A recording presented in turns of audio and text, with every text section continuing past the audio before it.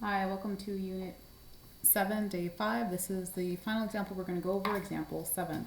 So just like in the last couple of examples, I'm not going to narrate how we solve the problem, because by now you should have a good sense of it. And then this is more active learning by looking at what I'm doing. I know it's difficult to see the problem, so I will just read it out to you and then we'll get started. If you have 5 grams of carbon in excess Fe2O3, what is the theoretical yield of CO2? If you isolated 2 grams of CO2, what is the percent yield? And just so you know, we've balanced this already in problem number 5, and we have already found from the periodic table the molar mass of carbon. So 1 mole of carbon is equal to 12.01 grams. We got that straight from the periodic table. And we also found the molar mass of CO2 is equal to 44.01 grams. And again, get that from the periodic table. Okay, so we have our information here. We're going to get started. We're going to do the step-by-step method first. And then the last part is to do the one-line method, and I'll let you know when we have switched to that. Okay, and as with the other examples, I'll put on a little music.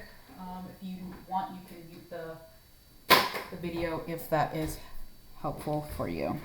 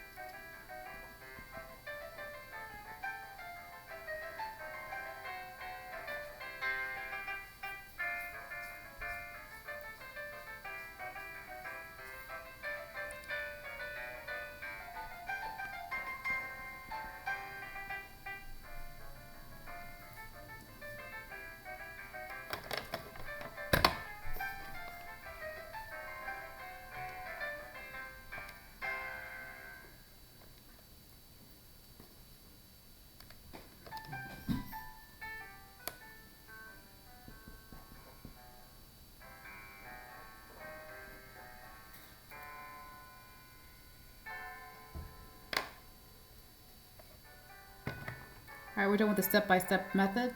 One quick note, because we had excess Fe2O3, we only need to do one calculation, which is to find the mass of CO2 that can be made from the reactant. Since Fe2O3 was in excess, that's carbon was our limiting, and that's what we use to find our theoretical yield. All right, now we're going to do the one-line method. So if you watch it step by step, you can stop watching the video now.